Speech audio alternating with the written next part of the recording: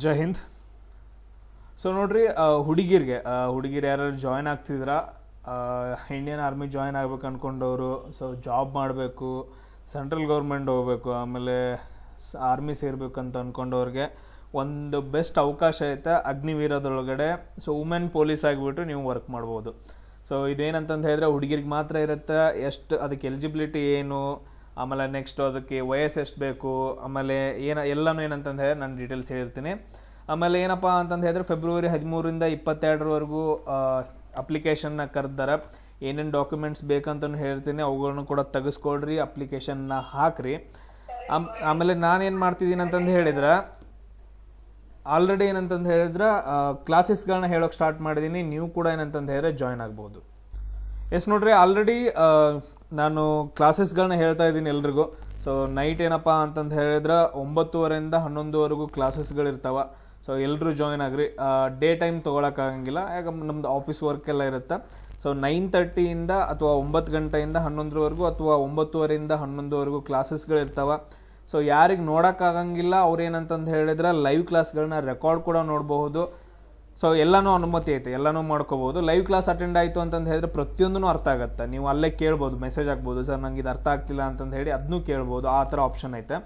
So ಪ್ರತಿಯೊಂದೂ use ಮಾಡ್ಕೊಳ್ರಿ, ಅಪ್ಲಿಕೇಶನ್ನ ಹಾಕ್ರಿ. ಹುಡುಗಿರಿಗೆ, ನಮ್ಮ ಕಡೆ ಹುಡುಗಿರಿಗೆ, ಸೊ ಈ ಕಡೆ ಸೌತ್ ಇಂಡಿಯಾ, ಕರ್ನಾಟಕ ಎಲ್ಲ ಯಾರಿಗೂ ಗೊತ್ತಿರಂಗಿಲ್ಲ, ಮದುವೆ ಮಾಡ್ಕೊಂಡು ಹೋಗೋದೈತೆ ಒಂದು ಸಾರಿ. ಏನಂತಂದು ಹೇಳಿದ್ರೆ ಒಂದು ಸಾರಿ ಹೋಗ್ರಿ, ನೀವು ದೇಶದ ಸೇವೆ ಮಾಡೋಕ್ಕೆ ಒಂದು ಅವಕಾಶ ಸಿಕ್ಕೈತೆ, ಅದನ್ನು ಮಿಸ್ ಮಾಡ್ಕೊಳಕ್ಕೆ ಹೋಗ್ಬೇಡ್ರಿ.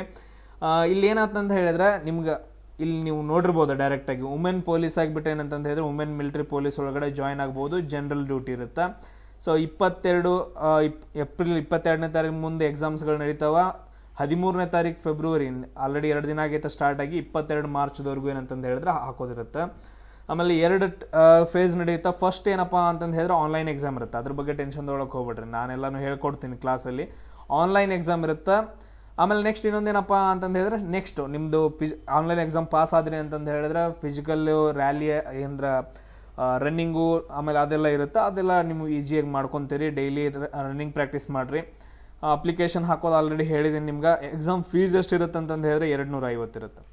ಎಕ್ಸಾಮ್ ಫೀಸ್ ಎಷ್ಟಪ್ಪ ಅಂತಂದು ಹೇಳಿದ್ರೆ 250 ಇರುತ್ತೆ. ನನ್ನ ಕ್ಲಾಸಸ್ಗಳನ್ನ ಯಾರು ಸೇರ್ಬೇಕು ಅಂದ್ಕೊಂಡಿರಿ, ಟೋಟಲಾಗಿ 20 ಲೈವ್ ಟೆಸ್ಟ್ಗಳಿರ್ತಾವೆ, ಆನ್ಲೈನ್ ಟೆಸ್ಟ್ಗಳಿರ್ತಾವೆ. ಆನ್ಲೈನ್ ಟೆಸ್ಟ್ಗಳಿಗೆ ಇದಕ್ಕೆ ಮಾತ್ರ ನಾನು ಎಕ್ಸಾಮ್ ಫೀಸನ್ನು ತೊಗೊಳ್ತಿದ್ದೀನಿ. ಸೊ ಟೋಟಲ್ ಏನಪ್ಪ ಅಂತಂದು ಹೇಳಿದ್ರೆ 500 ರೂಪೀಸ್ ಫೀಸ್ ಅಷ್ಟೇ, 500 ರೂಪಾಯಿ ಅಷ್ಟೇ ಫೀಸ್ ಇರುತ್ತೆ ಓನ್ಲಿ ಎಕ್ಸಾಮ್ಗೋಸ್ಕರ. ಯಾರು ಎಕ್ಸಾಮ್ಸ್ಗಳನ್ನು ಅಟೆಂಡ್ ಆಗ್ತೀರಿ, ನಾವು ಲೈವ್ ಕ್ಲಾಸ್ ಅಂದ್ರೆ ಎಕ್ಸಾಮ್ಸ್ ಯಾರು ಅಟೆಂಡ್ ಆಗ್ತೀರಿ ಅವ್ರಿಗೆ ಮಾತ್ರ ಲೈವ್ ಕ್ಲಾಸ್ ಹೇಳ್ತೀನಿ ನಾನು, ಬೇರೆ ಯಾರಿಗೂ ಹೇಳಂಗಿಲ್ಲ. ಆಮೇಲೆ ಯೂಟ್ಯೂಬಲ್ಲಿ ಅಷ್ಟೊಂದು ವೀಡಿಯೋಸ್ಗಳು ಅಪ್ಲೋಡ್ ಆಗಂಗಿಲ್ಲ, ಇದು ನೆನ್ಪಿಟ್ಕೊಳ್ರಿ. ಯಾಕಂತಂದು ಹೇಳಿದ್ರೆ ಡೈರೆಕ್ಟಾಗಿ ನಾನೇ ಟ್ರೈನ್ ಮಾಡ್ತಾ ಇದ್ದೀನಿ, ಎಲ್ಲವೂ ನಾನೇ ಹೇಳ್ಕೊಡ್ತೀನಿ. ಯಾವ ಥರ ಸ್ಟಡಿ ಮಾಡಬೇಕು, ಏನಿಲ್ಲ, ಏನಾದರೂ ಪ್ರಾಬ್ಲಮ್ ಬಂತಂದ್ರೂ ಕೂಡ ಡೈರೆಕ್ಟಾಗಿ ನಾನೇ ಸಾಲ್ವ್ ಮಾಡ್ತೀನಿ. ಸೊ ಎಲ್ಲರೂ ಏನಂತಂದು ಹೇಳಿದ್ರೆ ಗ್ರೂಪನ್ನು ಜಾಯ್ನ್ ಆಗಬೇಕು. ಸೊ ಆನ್ಲೈನ್ ಎಕ್ಸಾಮ್ಸ್ಗಳನ್ನ ಅಟೆಂಡ್ ಮಾಡಿರಿ. ಯಾರು ಜಾಬ್ ಆಗಬೇಕು, ನಾವು ಜಾಬ್ ಸೇರ್ತೀವಿ ಸರ್ ಅಂತಂದವ್ರಿಗೆ ಆಧಾರ್ ಕಾರ್ಡ್ ನಂಬರ್ ಇರಬೇಕು ಕಂಪಲ್ಸರಿ. ಯಾರು ಅಪ್ಲಿಕೇಶನ್ ಹಾಕ್ತೀರಿ ಅವ್ರಿಗೆ ಆಧಾರ್ ಕಾರ್ಡ್ ನಂಬರ್ ಬೇಕು. ಆಮೇಲೆ ನೆಕ್ಸ್ಟ್ ಇಂಪಾರ್ಟೆಂಟ್ ಏನಪ್ಪ ಅಂತಂದು ಹೇಳಿದ್ರೆ ವಯಸ್ಸು ಎಷ್ಟು ಇರ್ಬೇಕು ರೀ ಸರ್? 17 ಏನಂತಂದು ಹೇಳಿದ್ರೆ 21 ಏಜ್ ಇರಬೇಕು. ನಿಮ್ದು ಜಸ್ಟ್ 10th ಪಾಸ್ ಆದರೆ ಸಾಕು.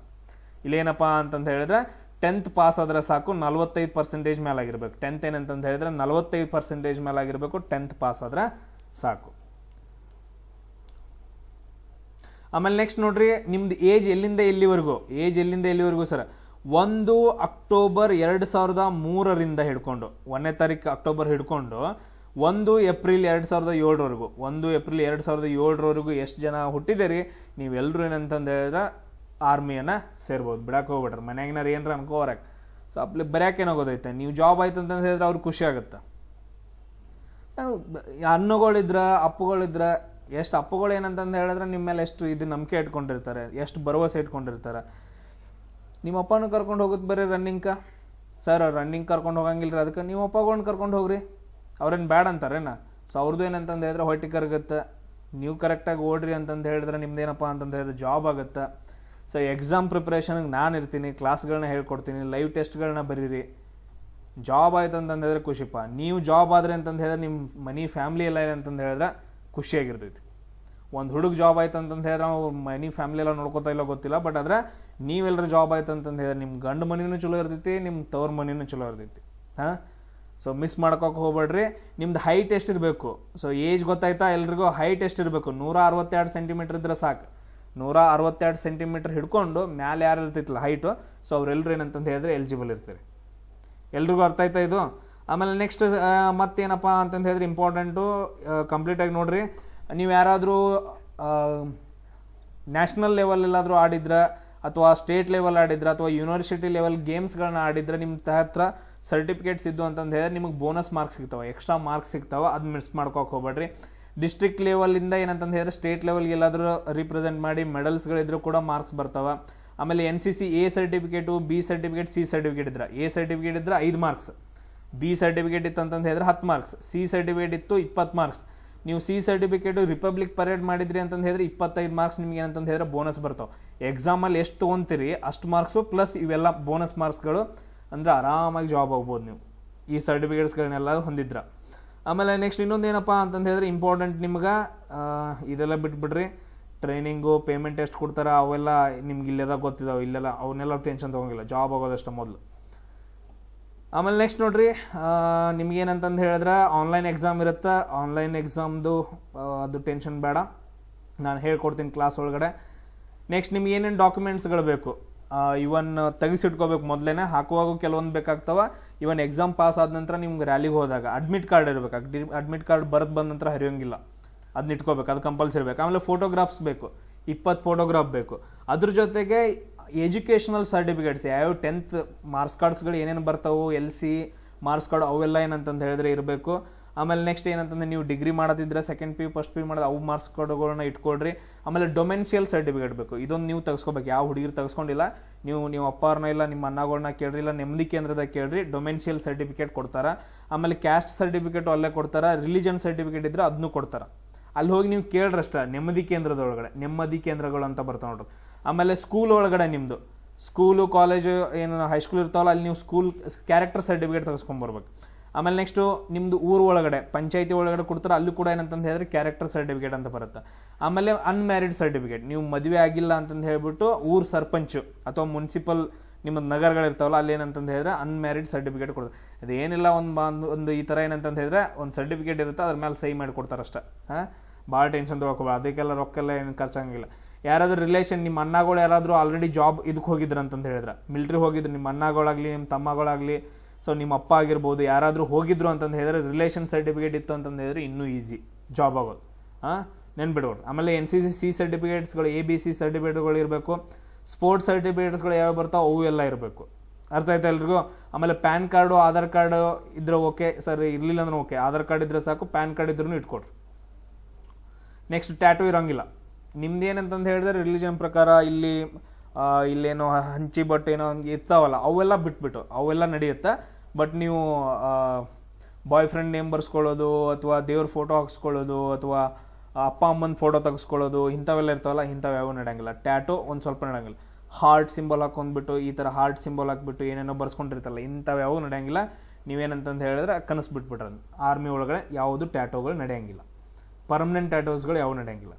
ಆಮೇಲೆ ನೆಕ್ಸ್ಟ್ ನೋಡ್ರಿ ಸರ್, ಫಿಸಿಕಲ್ ಏನಿರ್ಬೇಕು ರೀ ನಮ್ಗೆ. ನಿಮ್ಮ ಸೆಕೆಂಡ್ ಪೇಜ್ ಎಕ್ಸಾಮ್ ಆದ ನಂತರ 1.6 ಕಿಲೋಮೀಟರ್ ಅಂತಂತ ಹೇಳಿದ್ರೆ ಎಷ್ಟು 1600 ಮೀಟ್ರ್ ಓಡ್ಬೇಕು ನೀವು. ಎಷ್ಟು ನಿಮಿಷ ಒಳಗಡೆ? 8 ನಿಮಿಷ ಒಳಗಡೆ. 7 ನಿಮಿಷ ಒಳಗಡೆ, 7.5 ನಿಮಿಷ ಒಳಗಡೆ ಓಡಿದ್ರಿ ಅಂದ್ರೆ ನಿಮ್ಗೆ 60 ಮಾರ್ಕ್ಸ್ ಸಿಗ್ತೈತಿ. 8 ನಿಮಿಷ ಒಳಗಡೆ ಓಡ್ರಿ ಅಂತಂತ ಹೇಳಿದ್ರೆ 48 ಮಾರ್ಕ್ಸ್ ಸಿಗ್ತೈತಿ ಫಿಸಿಕಲ್ ಒಳಗಡೆ. ಆಮೇಲೆ ನೆಕ್ಸ್ಟ್ 10 ಫೀಟ್ ಲಾಂಗ್ ಜಂಪ್ ಇರ್ತೈತಿ, ಲಾಂಗ್ ಜಂಪ್ ಇದು ಮಾಡ್ಕೊಳ್ಳೋದು. ಆಮೇಲೆ ನೆಕ್ಸ್ಟ್ ಏನಂತಂದು ಹೇಳಿದ್ರೆ ನಿಮ್ಗೆ ಇದಾಗಲಿಲ್ಲ ಅಂತಂದು ಹೇಳಿದ್ರೆ 3 ಫೀಟ್ ಹೈ ಜಂಪ್ ಇರ್ತೈತಿ. So long jump, high jump, ಆಮೇಲೆ ಇಷ್ಟು ರನ್ನಿಂಗ್ ಇರ್ತೈತಿ. ಇದನ್ನೆಲ್ಲ ನೀವು ಮಾಡ್ಕೊತೀರಿ, ಮಾಡ್ಕೊಳ್ಳೇಬೇಕು. ಅದು ಅನ್ನ ಆಗಿಬಿಟ್ಟು ನಾನು ಹೇಳಕತ್ತೀನಿ ಜೊತೆಗಿರ್ತೈತಿ. ಎಲ್ಲನೂ ಏನಂತಂದು ಹೇಳಿದ್ರೆ ಎಕ್ಸಾಮಲ್ಲಿ ಹೆಂಗೆ ಬರ್ತಾವು ಏನು ಬರ್ತಾವು ತಿಳಿಸಿ ಹೇಳ್ತೈತಿ, ರೆಡಿ ಆಗ್ಬೇಕಷ್ಟ. ಸರ್ ನಮ್ಮ ಮನ್ಯಾಗ ಮೊಬೈಲ್ ಕೊಡಂಗಿಲ್ಲ, ಇನ್ನೂ ಒಂದಿರ್ತಾವೆ ಸಿಚುವೇಶನ್ಸ್ಗಳು. ಯಾರು ಹರ್ಟ್ ಮಾಡ್ಕೊಳಕ್ಕೆ ಹೋಗ್ಬೇಡ್ರಿ, ಯಾರನ್ನೂ ಮನಸ್ಸು ನೋಯಿಸುವಂಥ ಉದ್ದೇಶ ಯಾರಿಗೂ ಇದೆ, ನನಗಂತೂ ಇಲ್ಲವೇ ಇಲ್ಲ. ನಿಮಗೆ ಕೆಲವೊಂದು ಜನ ಏನಂತಂದು ಹೇಳಿದ್ರೆ ಕಂಪ್ಲೇಂಟ್ಸ್ ಮಾಡ್ತಾರೆ, ಸರ್ ನಮ್ಗೆ ಮೊಬೈಲ್ ಕೊಡಂಗಿಲ್ಲ ರೀ, ರಾತ್ರಿ 9:00 ಏನಂತಂದು ಹೇಳಿದ್ರೆ ಕ್ಲಾಸ್ ನೋಡೋಕ್ಕಾಗಂಗಿಲ್ಲ. ಹಂಗಿತ್ತಂತಂದು ಹೇಳಿದ್ರೆ ನೀವು ರೆಕಾರ್ಡ್ ಕ್ಲಾಸ್ಗಳನ್ನ ನೋಡ್ಕೋಬೋದು. ರೆಕಾರ್ಡ್ ಕ್ಲಾಸಲ್ಲಿ ಎಲ್ಲನೂ ಡೀಟೇಲಾಗಿ ನೋಡ್ಕೋಬೋದು. ಒಂದು ಟೈಮ್ ಏನಂತಂದು ಹೇಳಿದ್ರೆ ಲೈವ್ ಕ್ಲಾಸ್ ಅಟೆಂಡ್ ಆದರೆ ಬೆಸ್ಟ್. ಸೊ ನಿಮ್ಮಪ್ಪ ಮನ್ಯಾಗಿನವ್ರ ಮುಂದೆನೇ ಅಟೆಂಡ್ ಆಗ್ರಿ, ನಿಮ್ಮ ಮನೆಯವ್ರ ಮುಂದೆನೇ ಅಟೆಂಡ್ ಆಗ್ರಿ, ಏನು ಪ್ರಾಬ್ಲಮ್ ಇಲ್ಲ. ಸೊ ಬಟ್ ಏನಂತಂದು ಹೇಳಿದ್ರೆ ಕ್ಲಾಸಸ್ಗಳನ್ನ ಎಷ್ಟು ಅಟೆಂಡ್ ಆಗ್ತೀರಿ ಅಷ್ಟು ಚಂದ ಅರ್ಥ ಆಗುತ್ತೆ. ಆಮೇಲೆ ಮತ್ತೆ ರಿಪೀಟಾಗಿ ರಿವಿಷನ್ ಕ್ಲಾಸಸ್ಗಳನ್ನ ರೆಕಾರ್ಡಲ್ಲಿ ನೋಡ್ಕೋಬೋದು.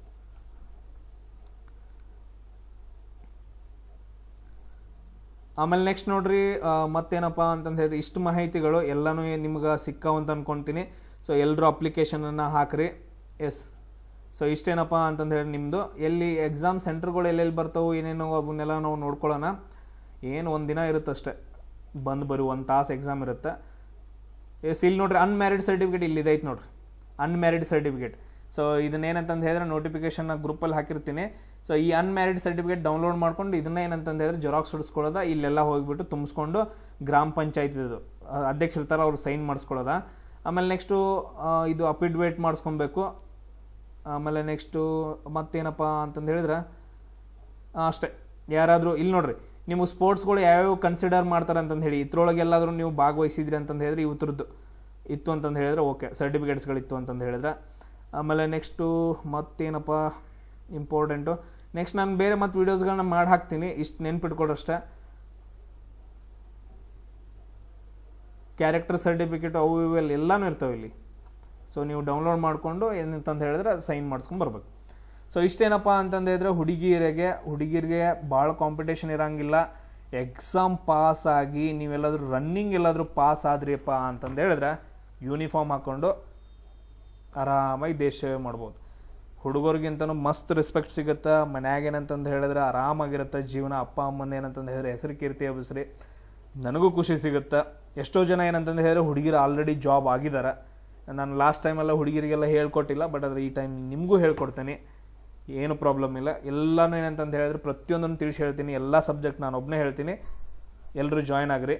ಎಕ್ಸಾಮ್ ಫೀಸ್ ಏನಪ್ಪ ಅಂತಂದು ಹೇಳಿದ್ರೆ 500 ರೂಪೀಸ್ ಇರುತ್ತೆ. ಆನ್ಲೈನ್ ಟೆಸ್ಟ್ಗಳಿರ್ತಾವೆ, ಲೈವ್ ಕ್ಲಾಸ್ಗಳು ಡೈಲಿ ಇರ್ತಾವೆ, ರೆಕಾರ್ಡೆಡ್ ಕ್ಲಾಸ್ಗಳನ್ನು ಕೂಡ ನೀವು ನೋಡ್ಕೋಬೋದು. ಸೊ ನೆಕ್ಸ್ಟ್ ಕ್ಲಾಸಲ್ಲಿ ಸಿಗೋಣ. ಜೈ ಹಿಂದ್.